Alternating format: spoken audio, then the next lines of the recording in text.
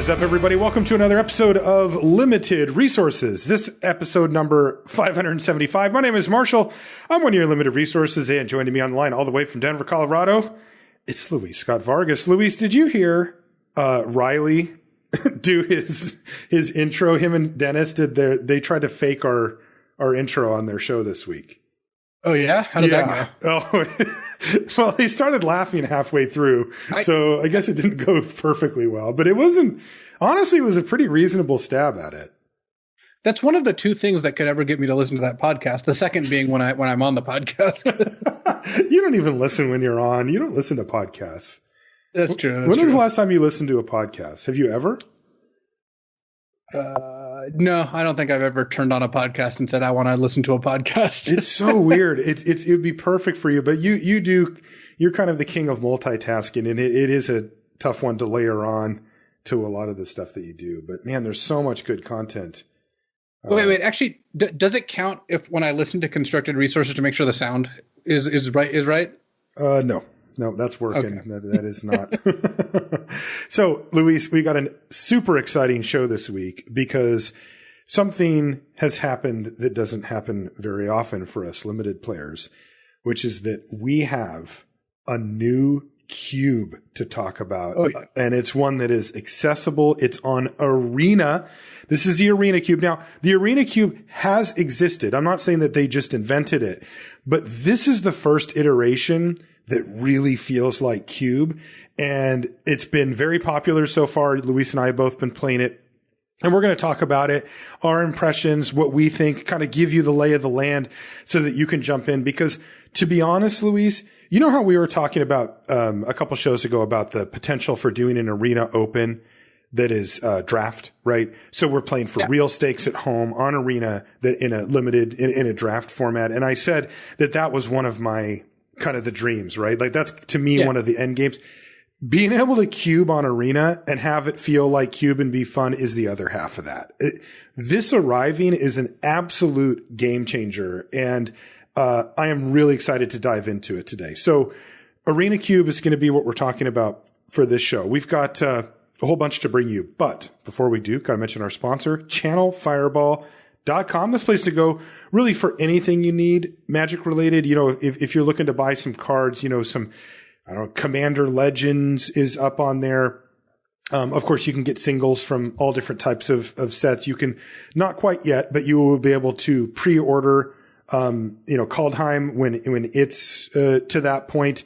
And of course, if you have any Christmas shopping to do or holiday shopping to do, you can jump on and try to find something for, your favorite Magic player in your life, or maybe even for yourself. You know, everybody needs a little pat on the back right now after the year that we've all had, and maybe a little holiday gift for yourself from CFB is a way to do it. While you're there, you can also check out CFB Pro. That is the premium side of the content for the site. There is still content that's for free, but you can also go extra deep and get the premium content, which has really in-depth, awesome stuff from some of the best and best players and best writers as well. In the world. If you sign up for that or buy anything, if you would use the affiliate code LR, it really does help us out here on the show. It lets them know that we're the ones that sent you over there, and that means a lot to us. So you can do that over at CFB. If you want to support the show directly, that means you like what we're doing. You want to see it keep going. You want to see us be able to keep adding stuff. Patreon.com/limited resources is where you go. And among the many perks that you get for being over there, you get to ask questions on the Patreon question of the week. This one comes from Christian, who says, I hear often that you get 50 plus drafts in on a set. While I understand that it's part of your jobs, I still find it amazing that you guys do it so much. Do you have any schedule or routine on how to grind out the cube drafts?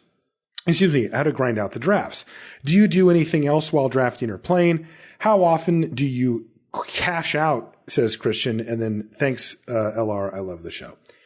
Interesting stuff here, because Luis, you've been in this world for far too long to remember what it's like to not do this. But I remember when I first started doing coverage, and I drafted what I thought was a lot on Magic Online. In fact, just the fact that I drafted on Magic Online made me think, well, I'm just drafting so much more than the average player who only can draft in real life. And those are much slower. You can usually only do one in a time frame, et cetera. And then I remember, I think I was talking to Dave Williams actually. And he said, like there was a GP on the weekend and he was going and he had already drafted like 15 times. And I was like, what? Like, how are you drafting like the set just came out on like Wednesday and you've already got 15 drafts in? And he's like, bro, like, yes. He's like, I'm going to have, 150 drafts in by the time this thing's done. I'm just trying to do as many before the GP. And I just remember having like a total shift of mindset of, okay, there is a much deeper level to how seriously people take this game. And then I joined it. And now I'm one of those people that does exactly what he did. 50 plus is on the low side for sure. I mean, on the way low side. I mean, I pretty much play every day, in most scenarios, a draft or something. What about you, Luis? He says 50 plus. Are you in that range? Where are you at these days? It actually varies pretty wildly by format. I have kind of the luxury of choice right now to a degree where I can play the Magic formats that I like. And look, there's going to be a floor because any Magic set's fun to draft the first 15 times or so. Like even the formats I ultimately don't consider that great, like all-timers or anything like that, or formats I grow to actively like think, I don't really want to play that format. The first like 15 drafts are pretty fun because you're just learning a lot of stuff. It's exploration, right? But for me, the main things that dictate what I play in terms of Magic are what tournaments I have coming up. And I've been playing a lot of Standard this year because the whole league, the Rivals League, and all the points you get from that are all Standard tournaments. Or there's like a historic tournament like the Zendikar Championship. So I end up playing a bunch of that. But when it comes to draft, if the format grabs me, I'll play a lot. Like, for example, I didn't play a single MTGA Cube draft until Monday. I think it came out on like Saturday or something like that, or Friday. I don't remember. But I started playing on Monday, and I'm probably 15 drafts deep at this point. And it's been 3 days, right? 2.5 days, because I really enjoy the format. It really just hinges on that. And I'm going to do my due diligence as well to make sure I understand the format so we can talk about it. But I can do 20 drafts and feel like I can talk about the format for a couple weeks. Then I'll have to do more once the metagame evolves. You don't need to do 100 drafts to learn a format. Right. Like you do 100 drafts because you love the format. And for me, it's just, if this is what I want to spend my time on, there's some weeks where, I would rather play historic or standard because I have a tournament coming up, or I'd rather watch a TV show because the formats are just not grabbing me enough. It really just depends on what you prioritize and how you want to budget your time. We have the advantage over, well, I would say almost anyone listening, in that this is part of our job. Like, part of me being able to make the content I want to make and do the things that I'm committed to doing is to play Magic. I can't expect to do well in a tournament if I don't practice Standard. So Standard is part of my job, and therefore that I can budget my time like that, where I don't have to go to work, come home, and then try to figure out how to play Magic. My go to work involves playing Magic, which has its ups and downsides, though overall is a very lucky place to be. Yeah. And, that's the same for me. I joke around. Like, I was talking to Adam yesterday and we were chatting about something, and then I was like, well, got to fire up the Arena Cube again. The work never stops, and he's just rolling his eyes at me or whatever. and I mean, I'm saying that as a way to say, like, my job is great, right? I get to do, but it is also very true. Like, particularly for in the booth work, like, you have to keep up. Like, that's part of what your expertise is when you go in, like you can't walk in to a booth setting just having not done it. People know right away. I know which casters have been practicing the formats, and I know which haven't. Yes. Yes. You can just tell. And it's actually so funny because me, you, and Chian have this group chat, right? The aptly named Washed Up Coverage Crew. And it's funny because Paul will talk about all the random stuff we talk about, but then about 2 weeks before any event Paul's casting, he'll start asking me about deck lists. Yes. And he'll start telling me about, and then at first he's just like, hey, I need some lists for this. And then like a couple days later, he's telling me about the lists he likes. And he's like, I found this matchup to da-da-da-da. And it's just like, that's what it looks like when you prepare for an event. Right. And when I do it, I'll ask you big picture questions like, hey, is this deck just gone? right? Is this deck a consideration for the format? Are we going to see it at all? Because I want to know which ones I should put on Arena and start playing just to get an idea. And, to take that point even a step further that you mentioned a minute ago about how you can kind of tell when casters have how much they've prepared or if they've prepared, I can tell for myself, right? Like I can go, I have a basic understanding, but I don't really know this deck that well. And I'm going to have to kind of lean on a little more like on my expert or something. I'm not going to be able to set them up quite as well. I don't like that. So I like to do them. The other question, by the way, that Christian said is if we do other things while we draft. And in Luis's case, he does other things while he does everything. So the answer is yes, he absolutely does. And it's true for me as well. I'm almost never just drafting. I'm either recording it for a video or I'm watching a movie or a video or something on YouTube or some watch thing or whatever. I'm listening to a podcast, or I'll even, be hanging out with Woody or Adam on Skype and just, kicking back or whatever. It's very rare, or I'll have TV, on if I'm, so there's almost never the time when I'm literally just sitting down staring at the screen drafting. So it is combined with other stuff too. Yeah, like you mentioned, I'll be recording a video, or it'll be in a stream, or I'll be recording a podcast, or whatever it is that you end up. I was like shaking my head before that even hit. I'm like, he's literally in an Arena cube right now, I bet. So whatever. So Luis, let's get into the Arena cube stuff. So we want to do a set of crack-a-packs because that is one of the best ways to kind of dip your toe into the pool, and we can use those as springboards to talk about the cards and the concepts that we want to talk about. Do we want to do them up front, or do we want to kind of do the lay of the land and then do them with that in mind? For sure, lay of the land, so people know what we're talking about, and then we can get into the crack-a-packs. Okay, so where do you want to start for the big picture? Like, because I really would like to hit some of the bigger picture, like, for example, these cards in the Arena Cube are made up of cards that are on Arena, right? So that's something that you have to remember because there's not that many sets on Arena. Now, the number's grown actually quite large, but we're not talking about vintage cube here, right? There's no Moxen, right? There's no Power 9 at all, right? There's none of these super old cards. Even if you go to the Legacy Cube that they run on Magic Online sometimes, a lot of those cards aren't available on Arena. So this is different. When you sit down to draft this cube, you should expect a cube experience. It really does feel like cube. It doesn't feel like some halfway done thing, but it is not the same as vintage. First time that I have felt this is a cube. The Arena Cube before was like, it felt like more of like a chaos draft where it's like, okay, yeah, these are like the last couple years of cards all mixed together in one draft format. It didn't feel like a cube. There was like probably 150 cards in that cube that were just not very powerful. Mm-hmm. And it made it not feel like an actual cube experience to how I enjoy and understand it. But with the advent of Kaladesh and Amonkhet and all the things that they've gotten to add as a result, this actually feels like a cube. Like this feels like something like akin to, I don't know, Pioneerish cube is about the best example I can give you. Yeah. And some of the cards are even better because they added some older cards that aren't even in Pioneer. So I think that plus like jumpstart cards, So this historic cube is quite strong. Is that what it is? Is that what we should call it? It is a historic cube. Yeah, okay. That is effectively what it is. And I think that this cube, well, we should just lay the groundwork for what you can expect out of a cube in general and this cube specifically. So the most important is that this is a limited podcast. We're talking about a limited format, but cube really is in between constructed and limited because when it comes to the limited aspect, you're opening booster packs, you're drafting, you're attempting to read signals to a degree. Cube less than other formats because there's just so much powerful stuff going on.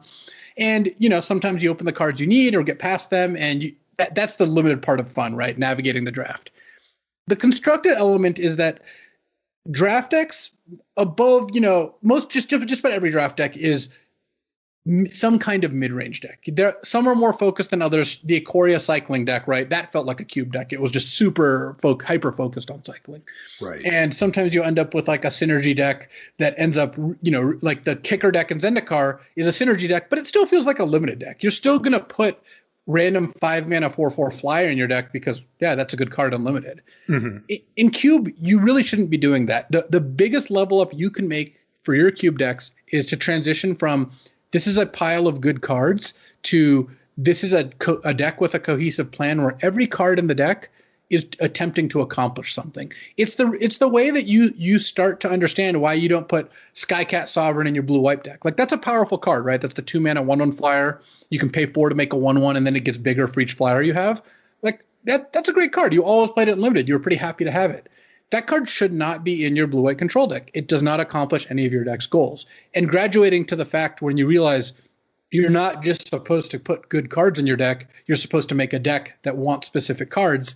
And that's where you can understand how these Cube decks, really get good. When you play against someone who knows that, they're not going to have blanks in their deck. They're not going to have cards that don't accomplish their goals. And overall, they're going to win a lot more as a result. Right. Yeah. When that to me is when a cube crosses that threshold, right? When it becomes a real cube, if you will, is when you find yourself making picks and looking for cards that nobody else wants, or that only one deck wants, or, that aren't really considering outright power level, but rather prioritizing synergy. That rarely happens in regular draft. I mean, you of course go for synergy, but it's rare. The example that you've given before is when Ben took the artifact land over that good rare or whatever. And that doesn't happen that often. Right. In limited. Normally it's like you just take the powerful thing and kind of hope that the other stuff falls into place. In fact, often it's correct to do so because nobody else will want the lesser stuff and you can get it later or wheel it. But in Cube, you will definitely cross that threshold where you're not just taking the most powerful thing. You are taking the thing that helps your plan. And to me, that's what sets it apart from regular limited. So. Yeah. I mean, I'm scrolling through the card list here and there's, Resilient Kenra, right? That 2-mana 2/2 that when it enters the battlefield, you give a creature +2/+2, and then you can eternalize it, flash it back as a 4/4 that gives +4/+4. That's a card that you are very happy to have in your green decks. You take high, etc. That's a card you shouldn't be putting in your ramp decks, and you need to understand why a card that is just quote unquote good is just not something that you're going to put in all your green decks. When your green deck only cares about ramping, protecting itself, and then playing 7+ mana cards, this card doesn't really fit in there. Even if in normal limited, it would be quite good. You just have to get out of the mode of, hey, this card's powerful. It should go in my deck. That's right. Yeah. And when you do take that step, you're Cuban, baby. That's where you want to be. Oh, yeah. And then the second thing, it's actually number 2 on the list besides knowing, how to construct a synergistic deck and that's what you should be looking for. Number 2 is you need to take lands so much higher than you think. Yeah. Look, I apologize to everyone who's listened to all of our Cube episodes. You rock, but you're going to have to listen to this rant again because it hasn't sunk in. When you play normal limited games, your average 2-color deck is going to be a 9/8 mana base. You're playing red-black, you play 9 swamps, you play 8 mountains. And you might think that that's good enough. And that's because in most limited formats, that's the best you can do. There just aren't very many duels. And you can't really take, a red-black temple when you open that as a rare over a good uncommon or common. In Cube, there's 2 things pushing against that. The first is that there's a lot of lands.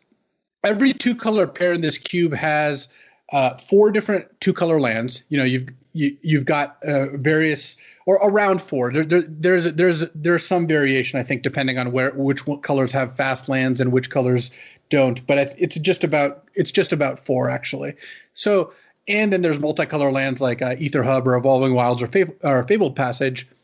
If you draft lands highly, you're not going to end up with a 9/8 mana base. You're going to end up with 6, 7, and 4 duels, which means you have a 10, 11 mana base out of the same number of lands. Right. What that means is you're going to get color screwed a lot less often because think about it this way. Marshall, when you're playing a normal format, you got your 9/8 mana base. How often have you kept a hand that's 3 mountains, 2 red cards, 2 black cards? Every time. Yeah. Every draft, right? Yeah. Every draft, you're going to run into a couple of those hands. And what happens when you keep those hands? Well, some of the time you draw a swamp, about turn 3, and you didn't even notice that you kept that kind of hand because your first play was red, you drew a swamp, everything's going from there. Well, sometimes you don't draw that swamp until turn 5 or so, but you played your 2 red cards. You maybe didn't play a card on turn 4, and then and then on turn 5 you draw the swamp. Well, in Cube, you're going to get punished for that because your opponents will have good plays every turn. That's just the reality of the situation, either because they're a monocolor deck, because they drew their 2 colors, or because they heavily prioritize lands. They're playing their 10, 11 mana base, and they just don't get mana or color screwed that often. And when that happens, you fall behind way more than a normal limited because your opponents, on average, are getting screwed less if they're prioritizing lands, and cube curves are a lot less forgiving. If you play against a white weenie deck, you're going to be in a lot of trouble. Or if you play against a blue-black control deck and you don't curve out, you just give them time to set up, where all of a sudden it's turn 5, they're at 18 life, and you're just not beating their end game. They've got a torrential Gearhulk in their hand. What's your plan now? Mm-hmm. So you're really incentivized to do that. And then the other reason is that in a normal limited format, when you see a Royal Eruption, you've got to take that card over a red-green, Crag Crown Pathway, the red-green duel when you're red-green, because Royal Eruption is such a powerful card. Well, in Cube, just about everything's powerful. This Cube's no exception. Yes, we're going to talk about like what we think the top 10 cards are and some of the really big standouts, and I would take those cards over lands. But for the most part, you're going to end up with about 25 playables, and it doesn't really matter that much. Like if you're playing a red-green deck, and whether your 3-drop is like Thrashing Brontodon versus like Rishkar versus Questing Beast or Kazandu Mammoth, all these cards are good. None of them are bad. But they're not dramatically different. So by taking a red-green land, all you're doing is not trading down on card quality, because you'll pick up something else instead of whatever spell you were going to take, but making it so you don't get mana screwed. So you really got to take lands higher. If my 2-color deck doesn't have like 3, I feel like I did not prioritize them, or I got unlucky. Right. And there's also the utility lands to consider as well that can get you extra, but even just from a pure fixing standpoint, that's where you should be. And we'll talk about some of the archetypes in a bit. And when we do, we'll talk about the 5-color deck. And John Laux, when he first came on, and this was at a much earlier iteration of Cube, he kind of had a rule for himself that, like, if there wasn't anything exciting, he would just take the land, right? And he just built his decks like that, where by the end of the Cube, he would want to have it set up so that his ideal mana base had like one of each basic, and then every other land was a multicolored producing land. Now, I wouldn't go that far with this unless you're in that archetype, but you should have some of that mentality in your head when you look at a pack, even if you're just in 2 colors, where you're like, there's a dual land here in my color base, particularly if there's one that does something, but even if it's just a regular duel of some sort, you should really say, is this card I'm taking over it exciting? Is it guaranteed to make my deck? Right? Like, it has to be like, oh, it is 100% of the time making it, at the minimum. That's your bar for not taking the land over it. Because as Luis said, you're going to end up with too many playables anyway. And any lands that you take that you put in your deck are allowing you to play more of the cards that you've picked than somebody who didn't. And that can give you an edge. So there you go. Another thing to note, too, is that there's way more double color cards in cubes than in normal limited formats. Because when WotC designs limited formats, they know everyone's on the 9/8 mana base. They know they can't just put a bunch of double colored cards at common. In fact, if you want to take a thought exercise, go look at whatever the most recent couple sets are and just count on commons how many double colored cards there are. There just aren't that many. There's very few. A couple per color, if that. Whereas in Cube, there's just tons of double colored cards and even triple colored cards, because these are the strong cards, right? So that's just another reason that the all basic mana base isn't going to cut it. One way to take advantage of this, you can play monocolor. Mono red and mono white specifically are both excellent in this cube, and they get rewarded by not being pressured to take lands, because they don't have to spend their slots on those, meaning that they can have better selection of spells. Of course, as monocolor, you of course sometimes end up in packs where there's nothing for you because you're only taking one color, but they do get an advantage out of that. And there's a reason that, I think mono red is good. I think mono white is good. I think red white is bad. And that's because aggro decks really can't afford to miss a beat, whereas control decks even have a little more wiggle room because they get to play, cards that draw cards, right? They get to play cards that help fix their mana by virtue of casting draw spells, or if you're green, casting cultivates or whatever. But aggro decks need to have only land fixing, and they need to curve out, and you just don't want to end up being the person who can't play their white card on turn 3 because they just drew 3 mountains and they're trying to play red-white aggro.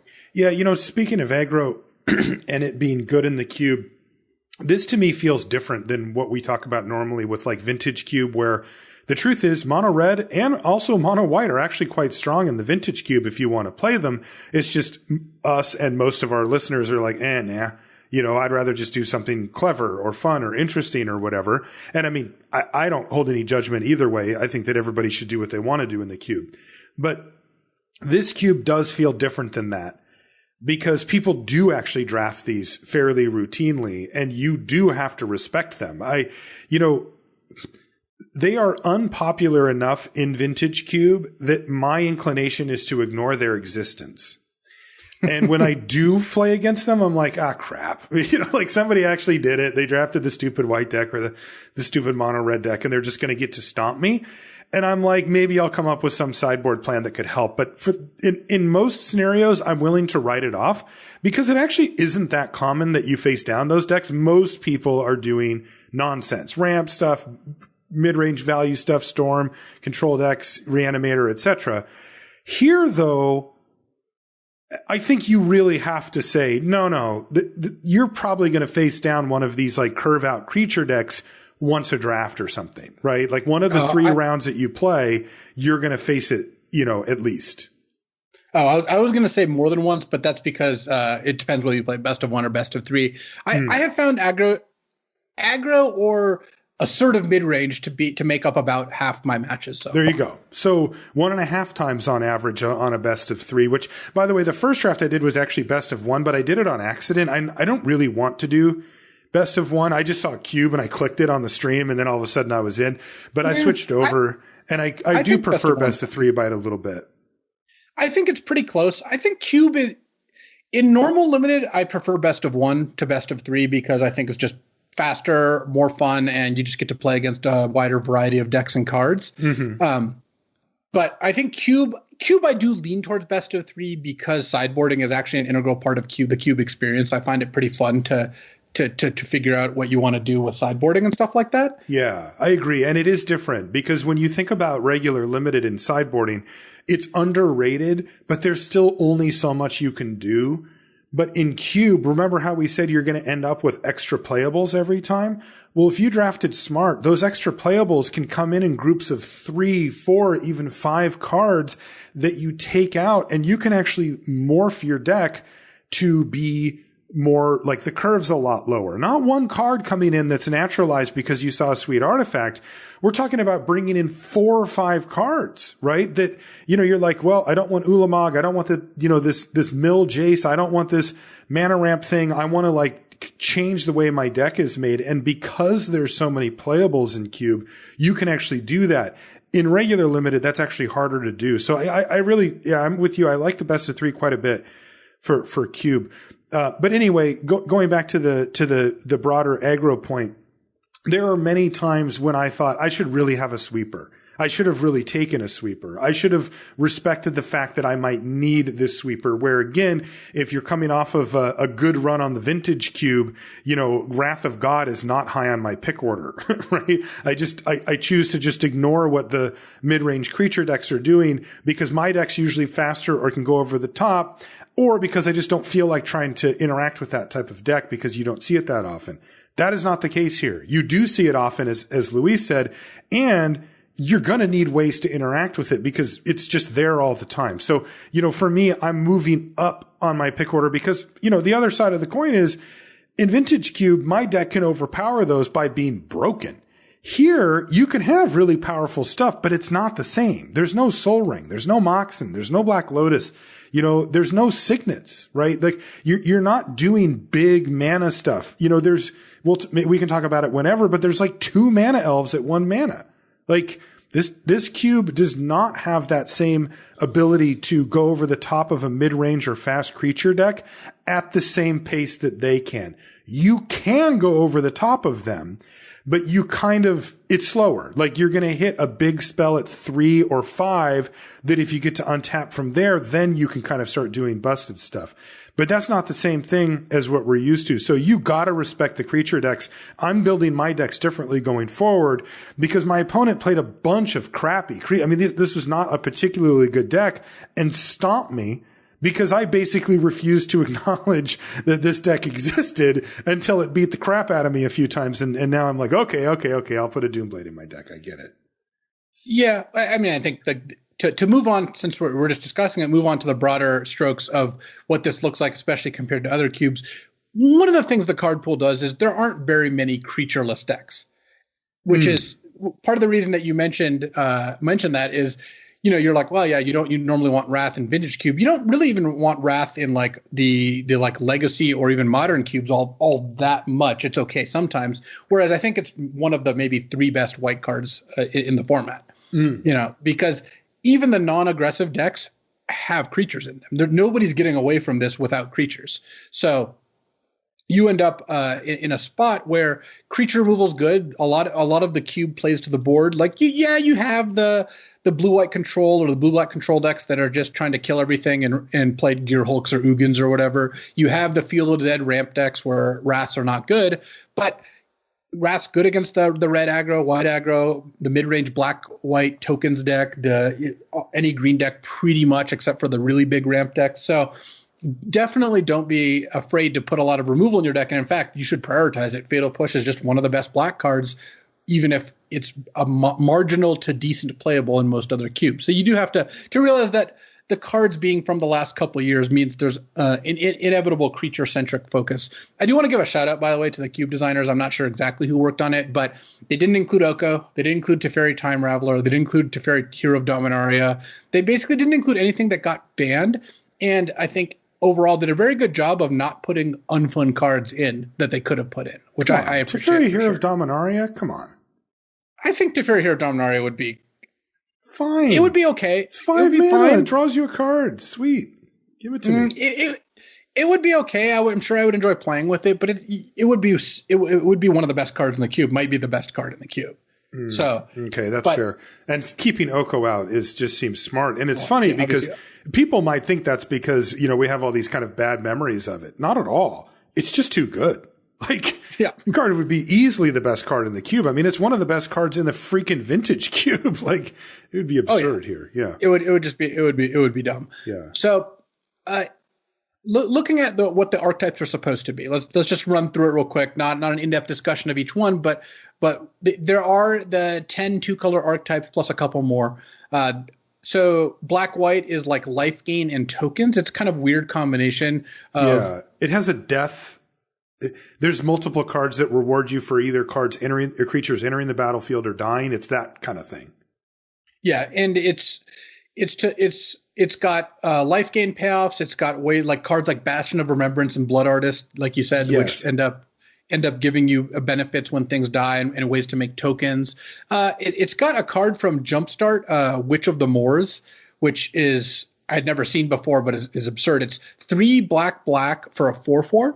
And at the end of your turn, if you've gained life, your opponent sacrifices a creature and you return a creature from your graveyard to your hand. What? So I haven't seen that card. Brutal. Holy crap. Yeah, my opponent attacked me with a 1/1. I blocked. It died. I got drained for 1. Then they played that, and it was like, whoa. So yes, it's got some good ones for sure. And then green-white is like a +1/+1 counters theme, like with the Conclave Mentor and stuff like that. And it seems pretty bad to me. I haven't been particularly impressed. Blue-red spells is definitely there, but I actually, despite that being the kind of archetype that I would tend to love and play a lot in like Vintage Cube, it's really just like Experimental Overload and Double Vision and like Resounding Reverberation or whatever. These are just not very high rate cards. Yeah, so, it's missing some parts for sure. Yeah, it hasn't felt like it gets there. Red-white tokens aggro. Look, if your mana's good enough, red-white's fine. I've definitely lost to it. But in general, I think you're better off with mono-red or mono-white, both of which I think are quite well-supported archetypes. Mm-hmm. Blue-black Reanimator, which tends to be more of a blue-black control deck with a minor reanimation theme. Because, look, to set expectations, we're not talking about casting Reanimate targeting Gristlebrand on turn 2. Right. We're not even talking about casting Necromancy targeting Grave Titan on like turn 3 or 4. We're talking Unburial Rites on your 7-drop on turn 5. Like we're talking M21 limited levels. Right. Null Priest of Oblivion? Does it? Yes. Yeah. Null Priest of Oblivion is literally one of their payoffs. Yes. So just keep that in mind. That's the sort of thing that we're into here. And then when you do, it's still a good, because blue-black is still a good control color, and having cards like Unburial Rites or Reanimation effects like the Null Priest can provide you some pretty good value. Just don't have the expectation that it's going to be as busted as it is before, though it's decent. Red-black Sacrifice, the usual, just with powered up cards because it's cube. You have Judith, Scourge Diva, you have Claim the Firstborn, you have Woe Strider, you have Priest of the Forgotten Gods, etc. And this one seems fine. It's got some good matchups, it's got some bad matchups. Like this one seems to really lack against control. I drafted it and lost pretty badly to the control and ramp decks, whereas it is really good against like the mid-range and the creature decks because it can exploit a lot of what they've got going on. Right. You've got red-green lands, which is very similar to blue-green lands, which basically uses cards like Dryad the Elysian Grove, Oracle, Moldiah, Cultivate to just slam big cards. And these are both basically green ramp. Red provides some pretty good stuff. I had a Field of the Dead red-green deck that was really good on stream the other day that had like red for like Pillar of Flames, Shatter Skull Smashing, Sweltering Suns, all the green ramp. I didn't have it, but it would have been fine in the deck. All the green ramp, and then like Hornet Queen and Thragtusk, and then Field of the Dead. Field of the Dead's one of my top 5 cards in the cube. It's amazing in this cube. It's amazing. There's tons of basics, or non-basics rather. So you're gonna end up in a spot where you're able to successfully kind of get it to go off, and it's a really, really powerful card when it does. Green-black, I think, has a graveyard stuff theme, and I think green-black is terrible. At least bad. I haven't seen a good implementation so far. Same. Blue-green is kind of like green-red. It just uses the blue cards instead, where it's trying to get a lot of these powerful blue and green cards going. Blue for counters and high-end stuff, and card draw. Green again for ramp. Yeah, it's interesting because this suffers from the same one as like I think it was, what was it called? Infinite Masters, Ultimate Masters, whatever. Sure. Where it's like blue-green is never just blue-green. Because like if you're going to play all these ramp cards, a lot of them search out lands from your deck, so you're just going to be splashing at least for a third color. And, it's a very slippery slope down to 5 color as well. Blue-white is one of my best performing archetypes so far. I haven't tried it yet. I've gotten max wins every time. Basically, it's the combination of Wrath of God, Counterspell, and Card Draw, the classics. Okay. There's a lot of wraths. There's like Wrath of God, there's Settle the Wreckage, there's like the Cleansing Nova card, the 5-mana one that can either be Wrath or destroy artifacts and enchantments. There's the land Elspeth one. Yeah, Ondu Inversion is good. Realm Cloak Giant is good. Yep. And it has some, really busted control cards like Elspeth Conquers Death or Skyclave Apparition, then, of course, all the blue cards. Plus, blue-white also has like a sub-archetype, which is Yorion Blink, because there's a couple different clones. There's Yorion. There's all the usual suspects to blink out of the Yorion deck. There's a lot of good ways to get value from that. And then it just combines a lot of the best elements of blue with white as a way to protect yourself and not die to random creature decks. And then there's the 2 monocolor decks. So that's the 10 pairs. Mono white and mono red both seem excellent, both very aggressive, both really focused on having a low curve. There is a mill deck. We kind of talked about this when we were prepping, where it seems that the mill deck, because it's got some good pieces like Ruin Crab and the Jace that mills them for 2, and also can win you the game mysteries, extra library. Right. Yeah, there's also Teferi's Tutelage. Right. Mm-hmm. And the mill deck seems really good against the ramp and control strategies, but generally pretty bad against aggro. So it's really bad against aggro, actually. Yeah, because you're running cards like Jace that doesn't really do much for it. It doesn't have like super high loyalty. I think he's at 5 when you pass the turn. Same thing with Ashiok, the one that only goes down and mills for 4 and exiles. Right. That's fine. The hybrid blue-black one. Right. There's Merfolk Secret Keepers in here. Right. These kind of like, they're not engines, right? They don't automatically win you the game. Now, one cool twist though is that the Oracle, what is it called? Oracle. Damn it. The blue. Oracle. Thassa's Oracle and Jace Wielder of Mysteries also both give you the kind of twist that you can mill yourself. So that is a thing too. Yeah. Yeah. And then there's also the Field of the Dead 5-color Golos style decks. Yeah, baby. That's the one. They're basically a subclass of the blue-green deck because they're always base green. Yeah. Like that I've seen. It's just so hard to pass up on the cultivate style of cards, but they're a very valid archetype. I've played against a turn 4 Niv Mizzet Reborn. Oh wow, that was okay. impressive. That's insane. Did it get anything? It drew them 2 cards, which is cool, but I had Elspeth Conquers Death on my next turn, and when you Elspeth Conquers Death them, it's just really hard for them to win. It honestly is.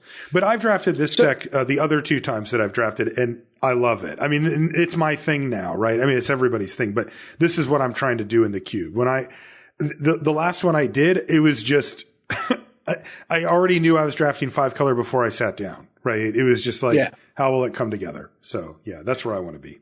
So in my mind, the top archetypes that I've seen are like, in no particular order here, are red and white aggro, the 2 monocolor aggro decks, the green X ramp decks, whether that's red, green, blue, green, or 5 color, and then blue white control. Those are the decks I've liked the most. I think blue black, because of the aggressive nature of the cube, blue black's a step behind blue white. Because in general, blue black's favored against blue white, because it has Thoughtseize and Thought Erasure and a lot leaner stuff, and Wraths aren't good in the matchup. But you just play against creatures so often that I think I would rather be on the blue white side in general heading into one of these drafts. Yeah, I tried blue black based. It was actually 5 color, but not really. And I had the Brain Maggot, and there's another one that's in there. I can't remember, but basically lets you look at their hand.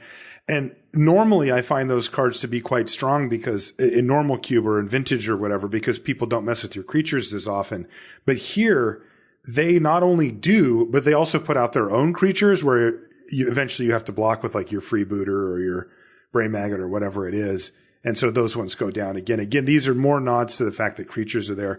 The decks that I've liked the most in admittedly a shorter span here have been 5 color by a lot. That's the thing I want to be doing for sure. And then mono white, which I haven't drafted myself, but as I mentioned, I got thrashed by it, and it wasn't Thalia or, the kind of hate bear stuff where you're just like, oh, I'm just locked out and this is so annoying and they're destroying my lands. It was nothing like that. They were just casting spells. I mean, it was, a Donto Vanguard into a decent 3-drop. And I'm just like, wow, that's a lot of pressure. That can kill my planeswalkers. I'm not really equipped for this.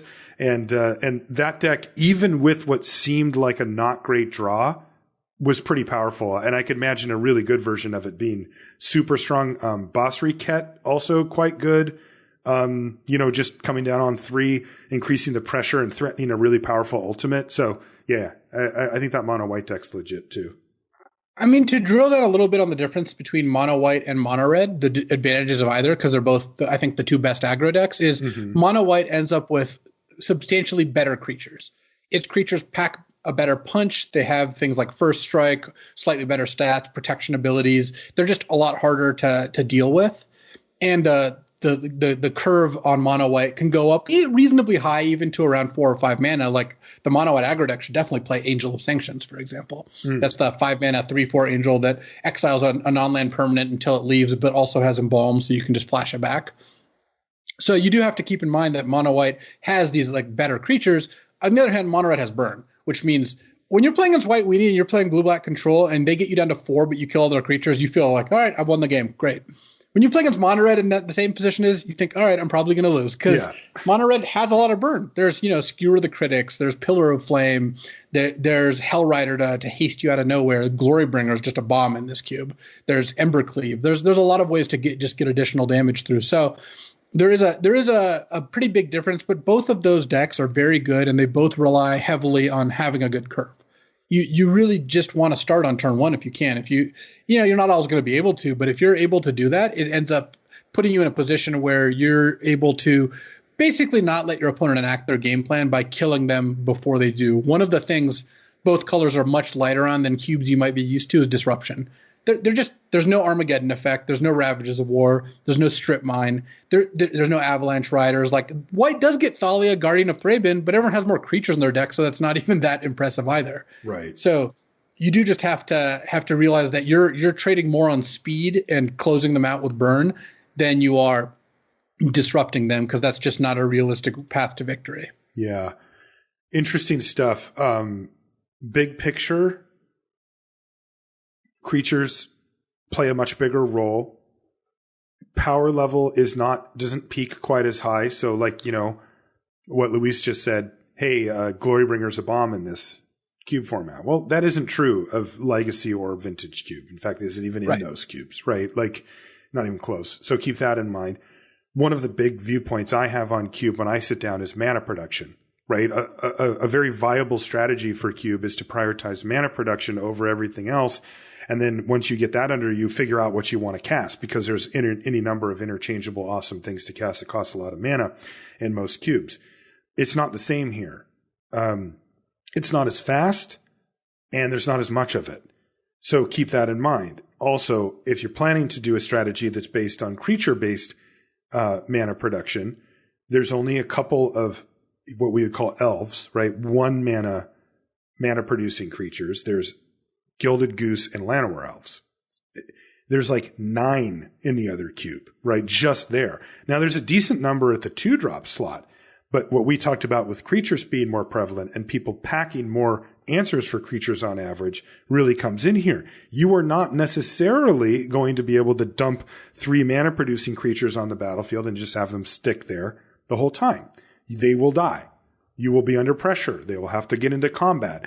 And I think these are great. I mean, this is a totally different look, right? This is, it's a weird way to say it, but this is like the limited version of Cube, right? Like, this actually makes you respect creatures more, Again, this plays a lot more like a modern cube where people play to the board. There's fewer planeswalkers. That's the biggest difference. There's fewer good planeswalkers in this cube. But looking at the numbers, there's also a really easy way to look at the whole cube list in the Arena client. You can view card pool and you can just scroll through it. I wish it was searchable. I tried to sort it, but it looks like that isn't turned on for there. But still, I don't think you can change it. But I just wanted to see how many 1-drops are there? But it was cool. That was really cool to be able to look at it.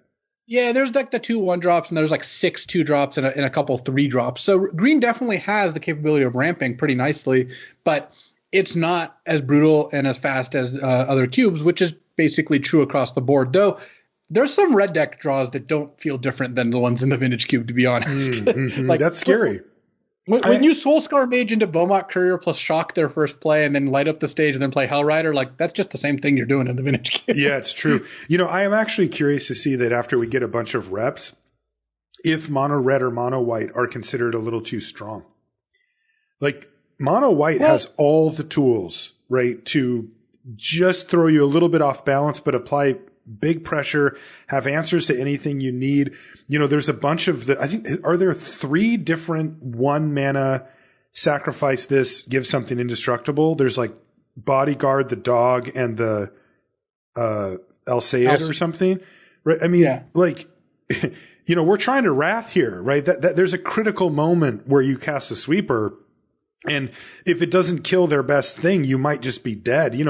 This deck has, and these are all 1-drops. Like, it is a much faster deck. Like, if you're playing green, you're not playing 1-drop into 2 1-drops ever, right? Like, they just aren't there.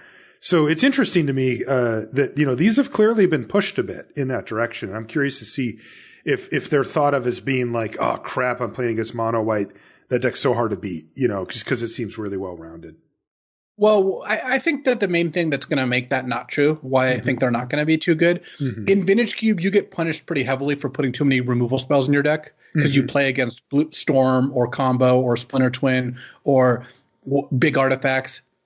In the Arena Cube, you just don't get punished for that, so everyone plays tons of removal. Okay, so they'll be able to go 1-for-1 with your stuff enough to not have to have that Wrath, go off to win the game. Yeah, but even when talking about Wraths, when you play a blue-white control in Vintage Cube, you want to have like 2 Wraths, right? But you know that you're going to pay the price in some matchups. You can't put 2 Wraths, an Oust, a Condemn, a Banishing Light, and et cetera in your deck. You need to have Spell Pierce and Negate, otherwise you're just going to lose these combo decks. Right. That's not true here. And one part of the way that the red and white decks make their money in Vintage Cube is they take advantage of the fact that it is incorrect to play 7 removal spells in your deck. Right. You just can't do that.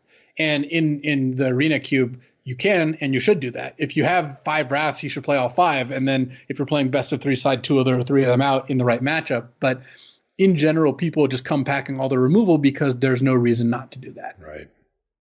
That is part of the reason I like blue-white control and blue-green ramp, by the way, is those decks, you can build them such that they don't care that much about removal. Like, sure, you're going to have some targets for it, but it's not integral to your game plan. And there's nothing more you like than a blue-white deck when you know your opponent's got 4 cards in their hand in the middle of the game and 2 of them are Fatal Push and Eliminate because you've just played no creatures. Yeah, that's the best feeling. Yeah, that's what we play for. So one of the things I wanted to do was talk about what are some of the best cards in the cube to kind of give people a sense of what are the, well, not quite Black Lotuses, but what are the Okos of the cube, the A+ of the cube that do stand head and shoulders above the rest.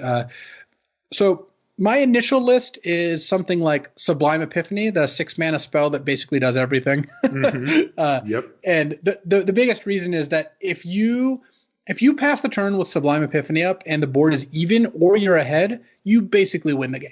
It's going to be really hard for you to lose that game because more likely than not, their opponent's going to tap their mana and play a spell. You're going to counter it. You're going to bounce their best permanent. You're going to copy your best creature, and you're going to draw a card. And you go from winning / parity to really winning, regardless of which of those positions you're at. The biggest weakness of Sublime Epiphany, of course, especially if your opponent senses it or knows it if it's games 2 or 3, is they won't play into it. And if you're behind, you can't just keep your mana up. Granted, if you're behind, you can still just cast it to bounce clone and draw, and that's still good, which is why I think this card is fantastic. But it's not like it's never bad. I'm willing to believe that I overrate this, but Oracle of Moldiah has just been a 10 out of 10 for me. It ramps you, it draws you cards. Look, playing a land off the top of your deck is drawing a card. You can't convince me otherwise. And it's such a powerful card with a lot of the other things in the set, whether that's Field of the Dead or shuffle effects, or even things like Explore and Growth Spiral, where you get to go Oracle, and then let's say you untap with Oracle, and your top card's not a land, you cast your Explorer, you draw that card, and now if your next card's land, you play it, and because you played Explorer, you actually get to just keep chaining off, and really just having these turns where after 2 turns of Oracle in play, you're going to out-resource your opponent dramatically. Yeah. I mean, this is one of the better cards in most cubes. I mean, you can run it in Vintage Cube quite happily, get a big advantage. You even have some combos with it that are broken. I'm not surprised that it's on the list here. Given the card quality of the rest of the cards, this should stand out. And it also seems to fit really well into any of the green decks. The ramp stuff's very real here, so you're actually getting something out of that too.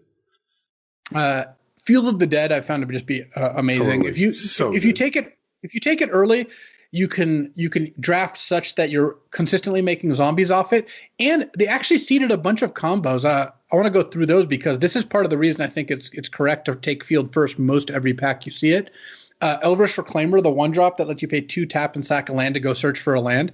This can go get Field of the Dead, and then also make sure that you get to sack all your basics to get a variety of different non-basics to trigger the field, including getting stuff like Evolving Wilds to double trigger it.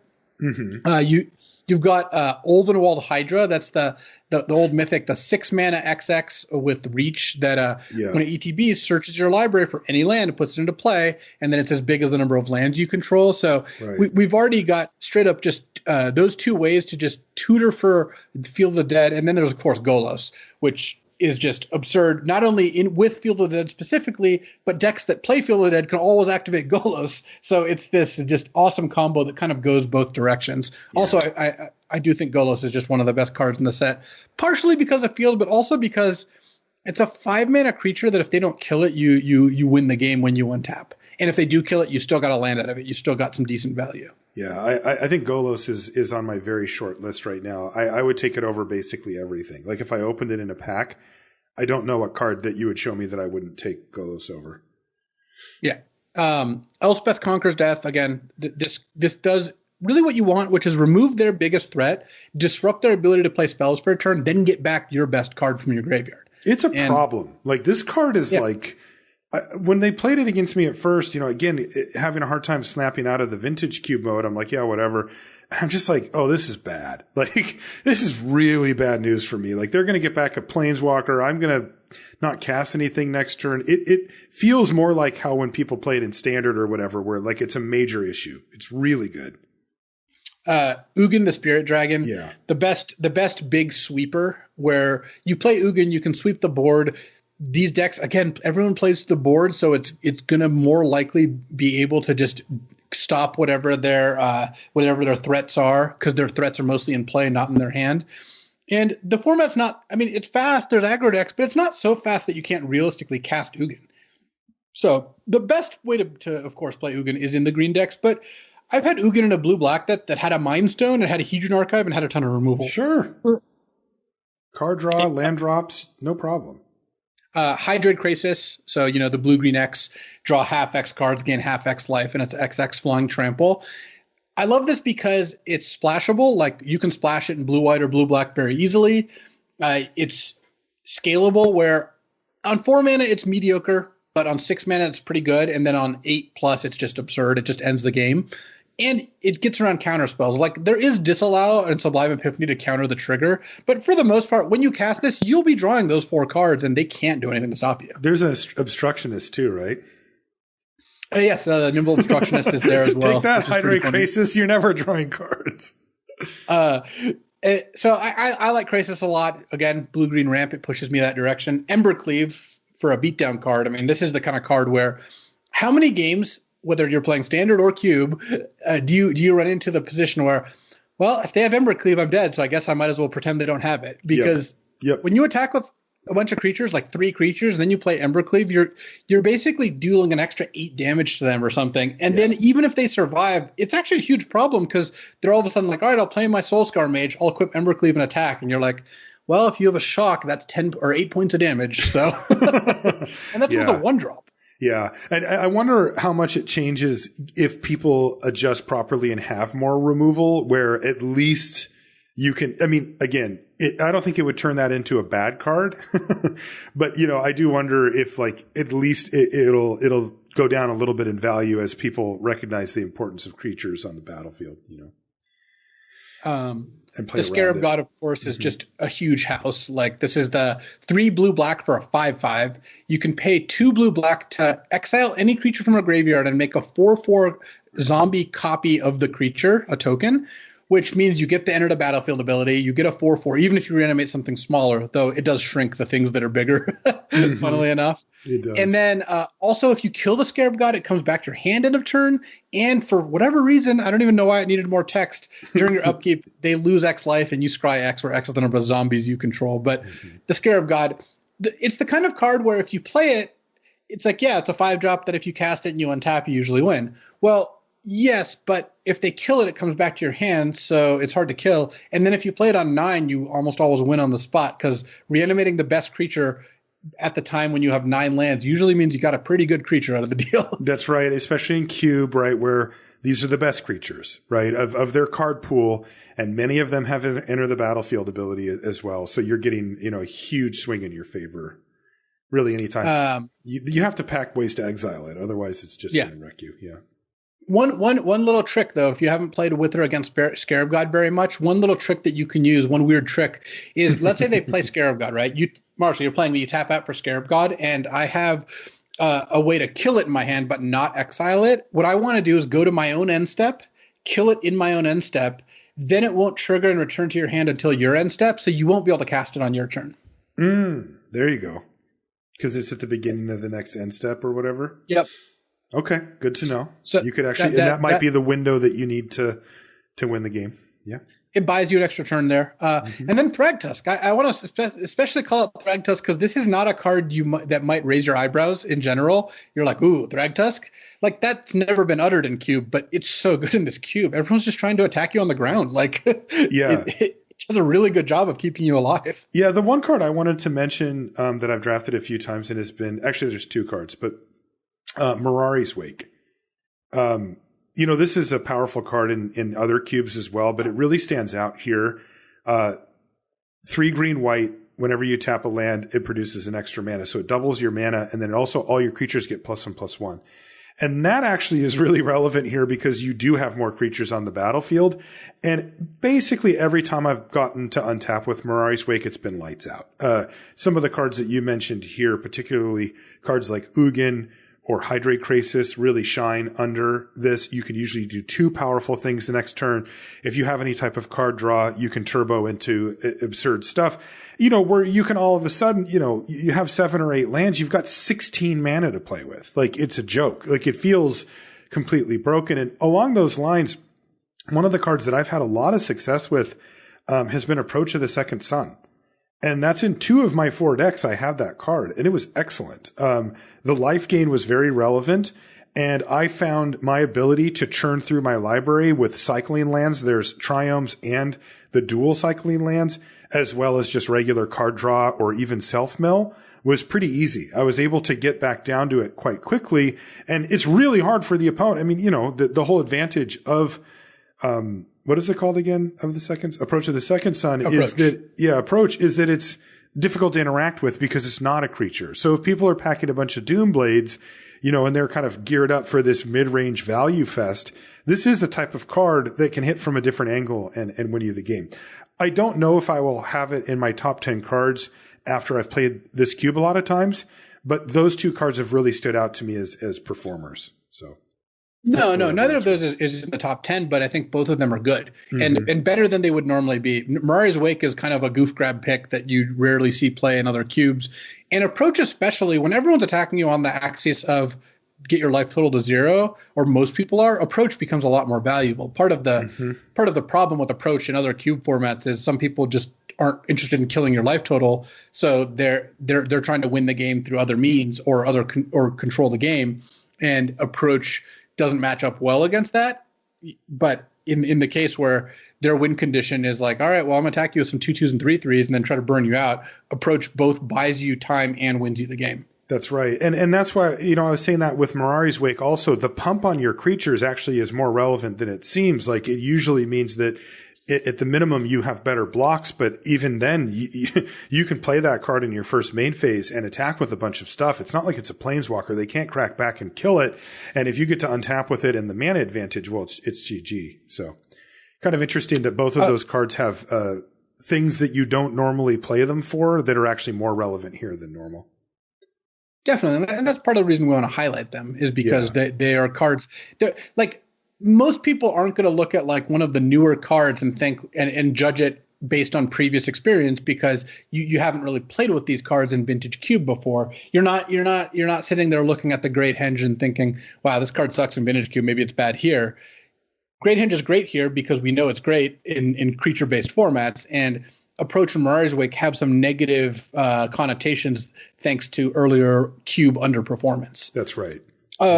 So one thing I wanted to do too was kind of go through some underrated cards, just based on what I've seen people pass and play. White doesn't have very many underrated cards because, they're all properly rated. Well, I have been impressed with Overwhelming Splendor. That's the 8-mana enchantment that you enchant on your opponent. All their creatures become 1/1s with no abilities, and they can't activate abilities unless they're mana abilities, so lands and like mana artifacts, or loyalty. It does not shut off planeswalkers. But yeah. I played this card and I lost, Luis. I played it and I lost in a game because my opponent was playing mono white 1/1 tokens. Yeah, it's not good in that particular situation. They were playing the Elspeth that makes 1/1s, the flashback one, and I'm just like, this is such. I did it. Like, don't I just win? Like, come on. Turns out no. Gara the Diplomat, not a card I'd ever think I would be singing the praises of, but this is a 3 and a white for a 2/4 lifelink. And when you draw a card whenever they attack with 2 or more creatures or cast 2 or more spells in a turn, and a 2/4 lifelink is pretty substantial against beatdown, and it also puts them in a position where they can't attack you with 3 things without you drawing a card or 2 things. So I think that one is going to be pretty big. Oh, you beat me to the punch there. I don't have your list, so I'm just putting in the ones that I think.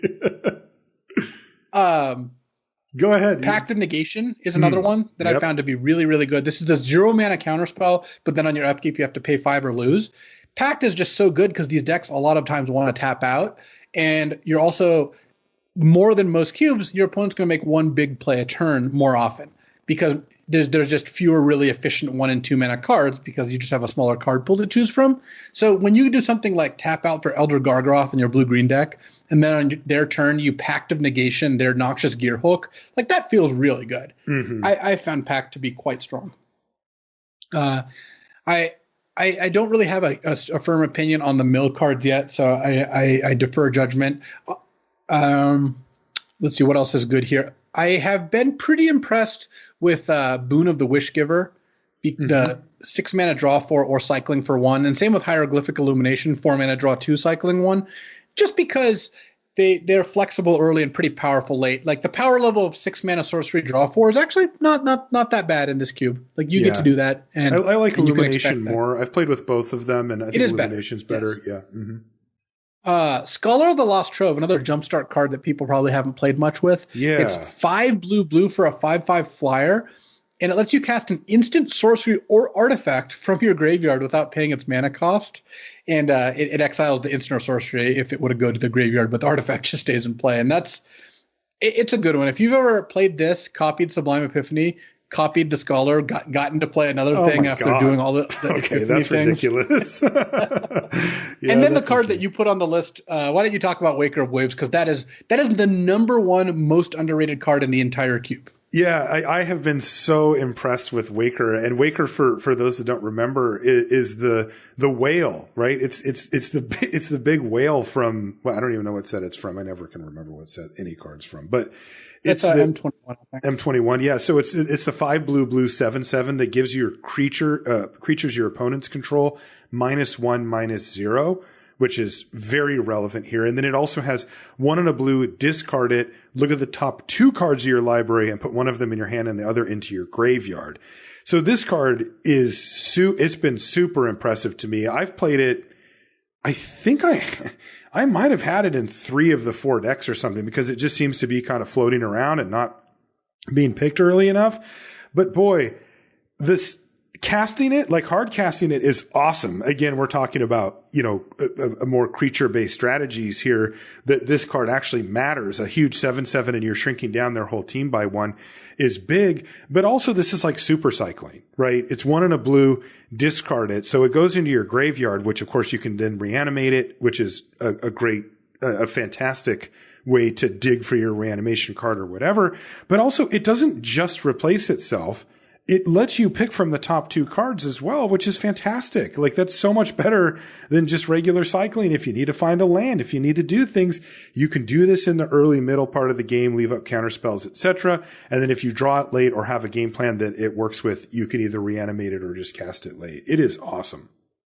Yeah, Waker's really good.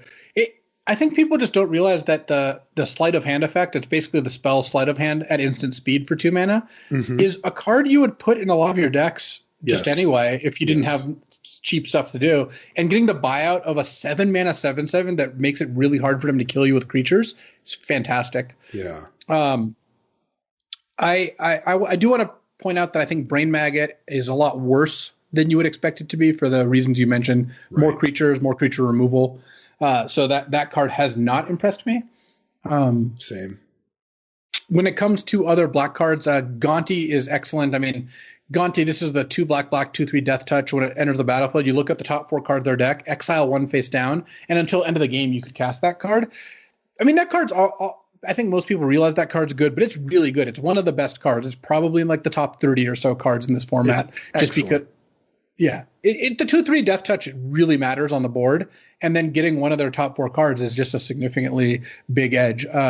Elspeth's Nightmare is another card I've really found to be impressive. The saga for 2 and a black that starts by killing a creature with power 2 or less, and then gets to duress them, and then it exiles their graveyard. So really don't sleep on either of those cards. Those cards have done a lot of good work for me or against me. Same. Moving on to red, an underrated card that I found. I mean, I think most people realize the card's good, but I found to be really good is Chandra, Acolyte of Flame. Oh, that's okay. The 3 mana Chandra that for 0 makes 2 1/1 elementals with haste, sack them in a turn, or -2 you can cast an instant or sorcery with converted mana cost 3 or less from your graveyard and exile it. There's just a lot of good cheap burn spells, and the size of the creatures in the format lends itself to Chandra being pretty effective, while also being good with sacrifice effects or with cards like Hellrider or at getting you Spectacle. I just had Chandra on a mono red deck, and it was quite good. And then quietly, one of the, again, top like 30 or so cards in the cube is Bone Crusher Giant.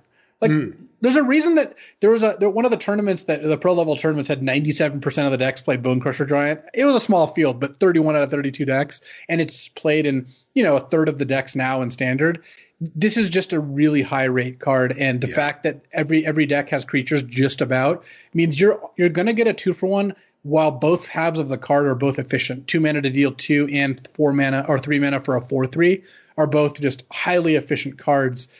I think Bone Crusher's excellent in control decks, excellent aggro decks, excellent mid-range decks. I take it really highly. I consider it a premium card in this cube, which may surprise you given, where it's been normally. But likewise, Glorybringer, also just a premium card. It's You play this and you kill the card they played on turn 4, and you're left with a 4/4 flying haste after hitting them for 4.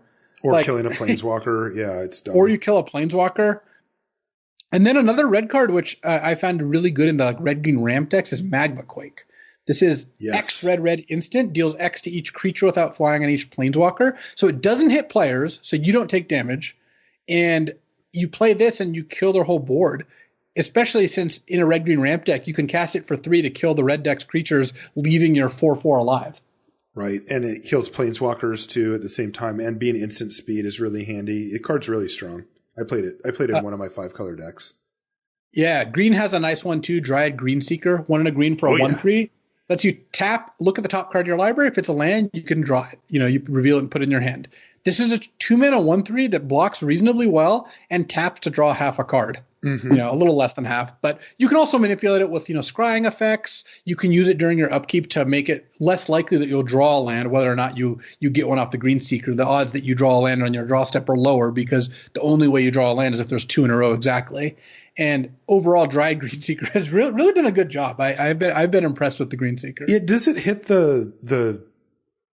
you can draw the new lands off it, right? Or no? No. Okay. Something like Shatter Skull Smashing is what you're talking about, I'm sure. Yeah. And that does not count as a land when it's on top of your library. So what if I have Rada on the battlefield in one of those? If you have Rada or Oracle of Moldiah and you have Shatter Skull Smashing on top of your library, you're allowed to play it, but only as the Shatter Skull pass. Okay. It's because they say you can play it. So you click on it to play it, and it says, okay, you can play this as a land. Okay. That's an option. You can't cast Shatter Skull Smashing off the top with Oracle, though that would be funny. But for something like Dryad Greenseeker, it does not work. Or for something like Growth Spiral, you can't put a land into play from your hand because it's not a land. But if you play Explore, you're able to play it. It's some weird rulesy stuff. Okay, cool. All right, that makes sense. I mean, it doesn't make sense, but I get it now. You're like, no. Yeah. Reclamation Sage and Embereth Shieldbreaker are both worth mentioning. These are the ways to destroy artifacts and enchantments or just artifacts. Yeah. I've found there to be sufficient targets that Shieldbreaker is pretty solid, and Reclamation Sage is actively great. You'll always play it, and it's worth taking. Like mid pack. I'm not saying first pick any of these cards, but these are cards I see go pretty late, and I've been pretty impressed with overall. You played any with Selvala, Heart of the Wilds? I haven't. Selvala seems pretty good, but I played with her, but man, she's scary. She is scary. So Selvala, Heart of the Wild is 1 green for a 2/3. Whenever another creature enters the battlefield, its controller may draw a card if its power is greater than any other creature's power. So if you play this as your only play and then they play a 3/3, they draw a card. Yes. That is dangerous. And then it also has green tap at X mana to your mana pool in any combination of colors where X is your greatest creature's power. So by itself, Selvala, effectively, you pay a green and tap and add 2 mana of any color, or even in combination. So that's pretty nice. But I think if you have a really creature-heavy deck, Selvala is worth playing. But yeah, Selvala does seem scary for sure. Because she does get broken. I mean, if you have a Thragtusk on the battlefield, this thing taps for 5. Effectively 4. It's like it does get stupid. This is how you get Ulumag on the stack pretty quickly. Speaking of Ulumag, I do think Ulumag's good in the ramp decks, but the difference between 10 and 8 is, of course, the whole world. So Ugin is much, much, much better. But Ulumag is a legit payoff. It is. There are some matchups where Ulumag means it's going to be really hard for them to win the match. And then there's some where they will root for you to have Ulumag every game because you're never going to get to cast it in a game that's under question. Yeah, I was playing against black-white tokens, and I had put myself in such a fantastic position. And I had everything, the table was set, everything was perfect. I was telling chat, this is during my stream on Tuesday. I'm like, I think I can't, there's nothing they can draw. They start tapping a bunch of mana and they cast Ulumag. I fell out of my chair to beat Black White. No, it was incredible. I mean, chat was. It became a meme for the rest of the whole stream where they're just like Black White Ulumag tokens or whatever. But yeah, anyway. And then to wrap things up, Mind Stone, the artifact for 2 mana that taps for a colorless, and you can pay 1 tap, sack it, and draw a card. This card is really, really good. There just aren't very many mana rocks, and this accelerates you and then lets you cash out later. Really, really strong combination.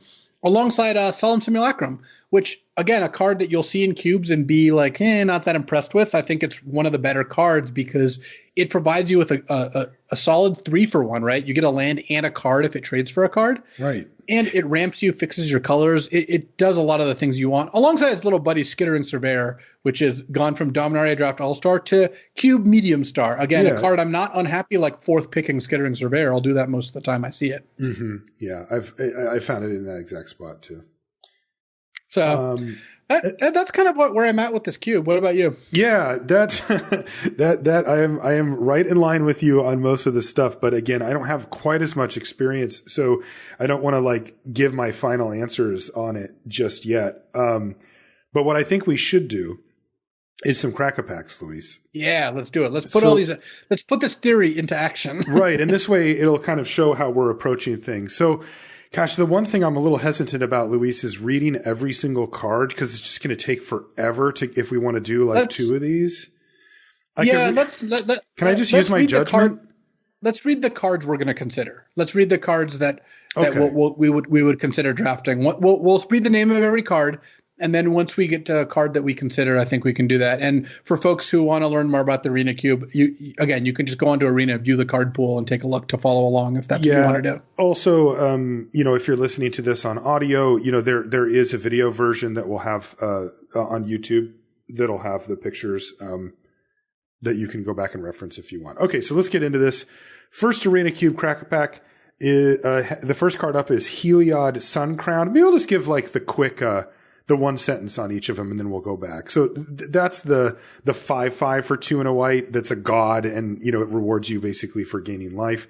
Then there's Young Pyromancer, which I think people know that one. Whenever you cast a spell, you get a 1/1, and it's a 2 mana 2/1 in red. Dauntless Bodyguard, which we mentioned before. 1 mana 2/1. You can sack it to give something indestructible. Sphinx of Foresight, which I haven't actually had in any of my decks yet, but I'm interested in it. 2 blue 4/4 flyer that lets you scry at the beginning of your upkeep, and if you have it in your opening hand, you get to scry 3 before the game starts. Perhaps the most lost card in the whole cube, Giant Growth. Is this just what's going on with this? Giant Growth doing here? But green, instant +3/+3 to a creature, blah. Vraska Golgari Queen, that's the 4 mana black-green Vraska. Banishing Light, so there you go. 3 mana enchantment that lets you exile something. For what it's worth for people following along, I have not come close to wanting to first pick any of these cards. Yes, none of these have been on my list either, except for Giant Growth, of course. +3/+3, it's basically Lightning Bolt. Dryad of the Eleusinian Grove. So this is a newer card. That's the 2 and a green 2/4 that lets you play an additional land and also makes your lands a tap or makes them every basic land type. So that's kind of cool. Phylath World Sculptor. That's the 6 mana green and red 5/5 that makes plants, and whenever you landfall, you can put 4 +1/+1 counters on one plant. Overgrown Tomb, that's the black-green dual.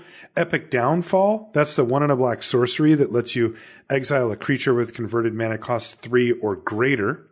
Reconnaissance Mission, which hasn't made it into a deck yet, but I'm curious. It's the 2 blue enchantment that makes it so whenever your creatures hit your opponent, you draw a card, but you can also cycle it for 2. Scholar of the Lost Trove is that 7-drop that Luis talked about before. Farika's Spawn. Oh yeah, I remember this. The 3 and a black 3/4 with Escape for 5 and a black, and it comes back with 2 counters on it. And each opponent sacrifices a non-Gorgon creature when it ETBs off of Escape. And then last is that Boon of the Wishgiver that Luis talked about too. That's the 4 blue draw 4 sorcery, and it has cycling for just 1 mana. So the only cards I would really consider out of this pack are Scholar of the Lost Trove, Dryad of the Eleusinian Grove, and Overgrown Tomb. No, just those 2 actually. I think black green's really bad. Yeah, but I'm not playing black green with it, buddy. Yeah, I'm playing black I cards understand and green cards in my 5-color deck, and I want green duals for it. So it would be on my list, but I agree that those other two are if you wanted to be 5-color, though, Dryad is still better for you. Definitely. So I would probably take Scholar here, though. I think Dryad is an acceptable pick. You could also take Young Pyromancer if you really wanted to be mono red aggro, because Pyromancer is pretty solid there. Mm-hmm. But this isn't the best pack in the world. Scholar is a solid first pick. What you're looking to do with Scholar is basically take good either black, white, or blue spells. So like you're either going to be blue, white, or blue, black most likely, or be something like blue, green ramp if you've got some good blue spells to play. Green tends not to have, like, I don't want to play Scholar to replay a Cultivate. At that point, like, we already did the thing. We don't need to. You want to wheel this Boon of the Wishgiver and do that. That's an excellent combo. That probably won't wheel because this pack's kind of weak, but yeah, you never know. Some of these cards in these packs are also like, I wouldn't be unhappy taking like Phylath if I was red green ramp already, or Banishing Light if I, was already committed to white. There's just none of these cards besides Scholar really are where I want to start. Though Dryad again is pretty close. Yeah, for me, I would definitely take Dryad. I'm of the 5-color mentality School at this point. Yeah, yes. So I would want it. One interesting thing is Phylath. I learned a little something about our buddy Phylath when I had it in a only basics. Deck. Yep, I know exactly where you're going with that. It only makes plants based off of the basics, and my deck had 3 basics in it. I'm like, what the hell? I mean, somebody in chat pointed out reasonably that like it doesn't matter that much because you really just need to get like the next landfall on a plant, and you've already gotten they quite thought a bit. Of people like you though. but the problem is that I want to play this card to stabilize a board that I've fallen behind on. Right. Yes. And so that I can use those plants to stay alive. And if I only get 1 or 2, it's not going to work. So there you go. All right. So there's those. And then let's do another one. We'll do 3 of these. So this next Crack-a-Pack has the first card up is Wildborn Preserver. That's the 1 in a green flash reach 2/2 that gets bigger whenever you cast other creatures come under your play under your control. You can pay X to grow it. Isolated Chapel, which is the black-white. What did we call these? Checklands? Checklands, yeah. Checklands. And then there's Glacial Fortress, which is the same thing except for it's blue-white. Then there's Domri, Anarch of Bolas. That's the 3 mana, 3 loyalty Domri that's got the static ability that gives all your creatures +1/+0. It pluses to add mana, and it -2s to have your creatures fight. Then there's Temple of Malice. That's the red-black temple. So ETBs, you scry 1 and ETBs tapped. Spell Pierce, blue. Counter target non-creature spell unless they play 2. Orzhov Enforcer is kind of, That's the 1 in a black 1/2 Death Touch with Afterlife 1. Pretty low powered. Luis, really, dude? Really, Luis? You fought hard. Look at what you've done. Look at what you've taken your influence, and there's Fight as 1 in this cube too. It's now in 2 cubes. No, that is not true. I'll have you know that they released the card changes for the upcoming Vintage Cube, and Fight as 1 is traded for Benevolent Bodyguard. All right, so you narrowly dodged having it in 2 cubes at the same time. Well played, well played. Next is another dual land. This pack, by the way, is a little more representative. There's 4 duals here. I'd say usually there's about 3. Though I think, funnily enough, this pack's weaker. it does seem to be so far. Jeff's really been slacking today with generating these packs. He really has. Steam Vents is the card. That's the blue-red Shockland. Eliminate. Destroy target creature or planeswalker with converted mana costs 3 or less at instant speed for 1 in a black. That's pretty good. Claim the Firstborn, steal a creature or, borrow a creature, with converted mana costs 3 or less. Noxious Gear Hulk. That's the 4 black 5/4 artifact creature with menace. And when it ETBs, you can destroy another creature and gain life equal to its toughness. Boy, this pack is bad. Folio of Fancies. This is the 1 in a blue artifact that gives players no maximum hand size. You can pay XX and tap to have each player draw X cards. And you can pay 2 in a blue and tap it to have each opponent mill cards equal to the number of cards in their hand. Very clunky card. And then there's Shadow Spear, the 1 mana legendary equipment. The creature gets +1/+1, has trample and lifelink. It equips for 2, and you can pay 1 to have permanent to your opponent's control, lose hexproof and indestructible until end of turn. And then our savior, the first Rowan Games, the last card in the pack, 2 and a green for the Saga that lets you get a 1/1 token and put 3+1/+1 counters on a creature.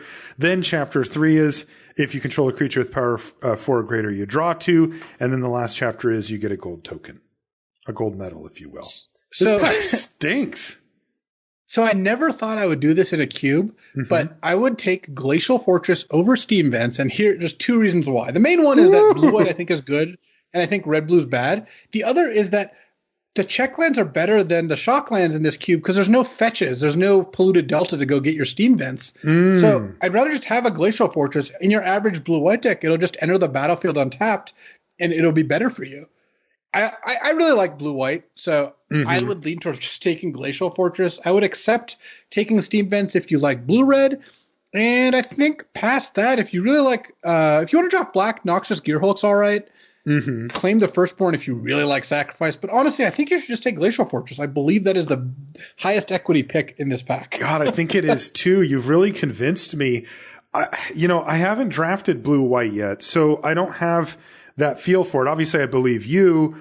So I would go along with it. But like being honest, if I sat down and didn't have this conversation with you, I think I'd be leaning towards Temple of Malice or Steam Vents, again, with the idea that I'm going to play a bunch of colors. So I just want the highest upside to, dual land, basically, which is a real stinker. I mean, this pack sucks. Let's do another one. Yeah, I hope our third pack is going to be great. Yeah, let's see if it's gas. All right, first one, Thassa's Oracle. That's the blue 1/3 that lets you kind of pseudo scry when it ETBs. And then also it's an alternate win con because if you do so and you don't have a library, then you win. Valakut Awakening. This one's interesting. That's the 2 and a red instant. Put any number of cards from your hand on the bottom of your library, then draw that many cards +1. It also is a red producing land. Card's okay. Dragon Master Outcast. I really like that this card's in the cube. This is a personal favorite of mine going back to Worldwake or whatever. It's red for a 1/1. But at the beginning of your upkeep, if you control 6 or more lands, you get a 5/5 flying dragon token. That's kind of sweet. Oh, yeah. I played a bunch of this card and I still don't have a good feel for it. Elvish Reclaimer. That's the green 1/2. And it gets +2/+2 as long as you've got 3 or more lands in your yard. And then you can pay 2 tap, sack a land to search your library for a land and put it on the battlefield tapped. Then shuffle. So Elvish Reclaimer has 2 modes. One is mediocre, where you put in your deck to maybe get a 3/4 that lets you search out some like Blast Zone or Scry Temples. And then there's the awesome version where you have exactly Field of the Dead to go get. And once you have that, all of a sudden Elvish Reclaimer just becomes very, very good. Just turboing. I would basically highly prioritize it once I had Field of the Dead, but I wouldn't take it out of this pack, for example, because I'm not going to bank on getting a field. And without field, I really don't think the card's good. Okay, there you go. Next, all right, here's something. There's an Indatha Triome. That's the red, black, green, the Triome. So white, black, green. It's Obzon. Excuse me. Yeah, Obzon Triome, right. And I like these Triomes a lot for the 5-color deck, of course, but also the cycling's really relevant. Sigiled Sword of Valoron. This is the 3-mana artifact that gives your creature +2/+0 vigilance, and then it's also a knight. And whenever it attacks, it spits out a 2/2 knight with vigilance. And the equip cost is 3, so 3 to cast, 3 to equip is rough. I don't think I'm interested. Annex Hardened in the Forge. That's the 1 red star 3 where it's powers equal to your devotion, so minimum 2. And then when it or another non-token creature you control dies, you get 1/1 red satyrs that can't block. If the creature's power 4 or greater, you get 2 of them instead. So a good card for mono red. First Rowan Games, we just mentioned that. Ondu Inversion. This is the 6 white sorcery that destroys all permanents, but also you can also play it as a land that taps for white. Mirrodin's Core is a land that taps for colorless, or you can tap it and put a charge counter on it, or you can tap it and remove a charge counter from it to make a mana of any color. Seems bad. Oh, God. I get scared just looking at this card now. A Donto Vanguard. Yeah, this card's frightening. It just this and Season Hollowblade are both in here, and they are just dead. They just kill you. 1 and a white, 1/1. As long as it's attacking, it gets +2/+0, and you can pay 4 life to give it indestructible. It's just impossible to get off the board. Slitherblade is in here for some reason. There's curiosity, curious obsession, and staggering insight. Okay. So there's like a curiosity Slither Blade type sub theme, Spectral Sailor and stuff. I think it's a miss. I don't think this deck's good. I would advise not playing the thing and not taking Slither Blade. Yeah, let's not ever take Slither Blade in any format. Next is another scary one, Rampaging Ferocidon. That's the 2 in a red 3/3 menace dinosaur that says players can't gain life whenever another creature enters the battlefield. It does 1 damage to that creature's controller. Scary card. Brineborn Cutthroat for the flash deck that they're trying out here. That's the 1 in a blue 2/1 with flash, and whenever you cast spell during your opponent's turn, it gets a +1/+1 counter. And then one of the best cards in its format, if not the best, it was Tender Shoot Dryad. This is the 4 in a green 2/2 with Ascend. And it says at the beginning of your upkeep, you get a 1/1 Saproling token, and Saprolings you control get +2/+2 as long as you have the City's Blessing. Which it's actually the beginning of each upkeep, which is why it was so busted. Right. Each upkeep. Right. Because it's spitting them out to a turn. You're not going to like this, Marshall. You're not going to like to hear this. I believe the card that would lead to the most wins if you first picked it is Rampaging Ferocidon. Oh, God, I think you're right. I think to me it's that or Vanguard. Like, I wouldn't be surprised if it was a Donto Vanguard. I think the Ferocidon's better than the Vanguard, but I think Vanguard's justifiable. Is it, though? We all know in our heart of hearts that you're going to take Indotha Triumph, though. Definitely. Yeah. And I'm looking at that Dragon Master Outcast like, hey, buddy, I'll see you on the other side. I'll wheel you. But, I think if I just wanted the gems or whatever, I think I would take Vanguard myself with a close Ferocidon at second. Yeah. All right. Well, there it is. Arena Cube. This is a joyous day. Not only do we get to do an episode on a new cube, which doesn't happen very often, or at least a newly emerged cube into the realm of cubes, but also it's just exciting. I can't wait. After the show, I'm going to definitely draft Arena Cube. And, the fact that it's on Arena with the great interface and stuff is awesome. So, yeah, I said after the show, like when we're done recording the show, because that's what we're doing right now. I'm going to draft it. I'm going to draft after the show. It's kind of like, the Mitch Hedberg joke. Luis used to be good at Magic. He's still good at Magic, but he also used to be good at Magic. I'm going to draft after the show. Yeah. All right. Let's call it a show so that Luis can get back to business. He's got a lot of hard work to do here drafting the Arena Cube just so he can write articles and do podcasts for you, dear it's just listener. A sacrifice I'm willing to make. Yeah, what a guy. If you want to find us on social media, I'm Marshall_LR and Luis is LSV. If you want to find out anything about the show, lrcast.com is the place to go. I mentioned a stream that Luis did this week. I did one on my Tuesday draft stream. The links for that are on the front page of LRcast as well. So real easy to find everything there, like I mentioned. And then also the show's brought to you by, that's right, channelfireball.com. So again, if you got any last minute gift needs, make sure you head over there. They've got some cool holiday packs and stuff like that can kind of make that simpler for you.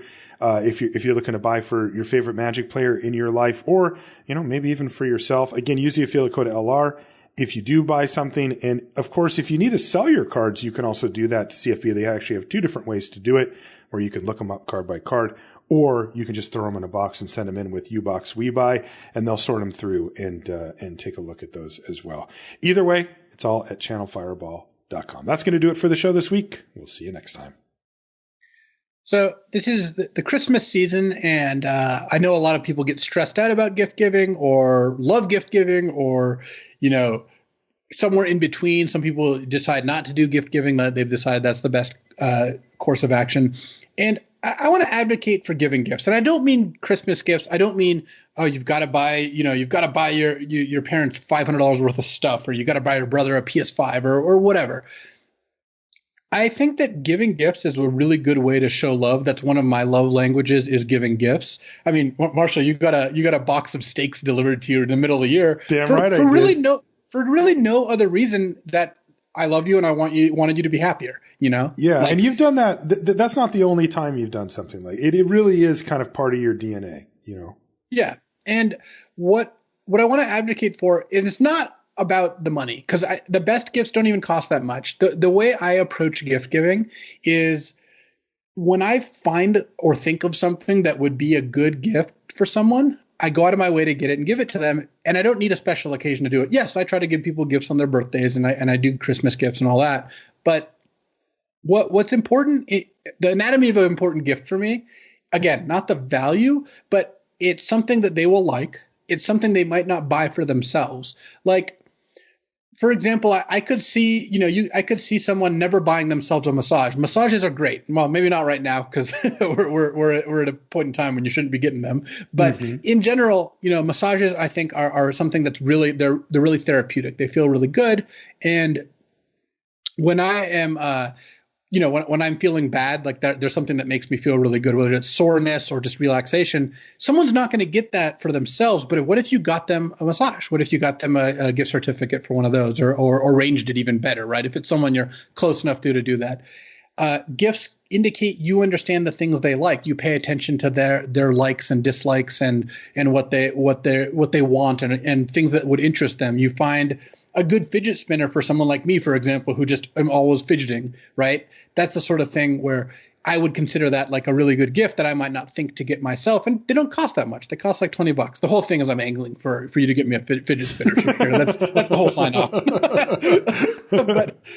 but in general, like if you know someone in your life would enjoy something, just get it for them if it's not prohibitively expensive. I tend not to spend I don't make extravagant gifts here.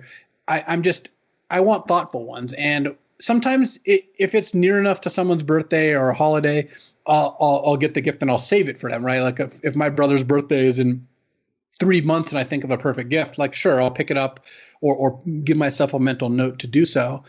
But you'd be surprised by how much it means to people that you're paying attention to what they like, that you're thinking about them, and that you get something that just improves their life. Like imagine your dad has a pair of, the slippers that he always wears and they're pretty worn out, but he's not going to buy himself new ones. Imagine if you just bought him a new pair of slippers. Like that could meaningfully improve someone's life. And they'll be really happy about it. It's a way to be closer to someone and to make their life better. So I'm very much not into consumerism. Again, I'm not telling you to go blow $1,000 on Christmas gifts. I'm saying gifts can be a really good way to show someone that you care about them. And that's something that I think people could use more of.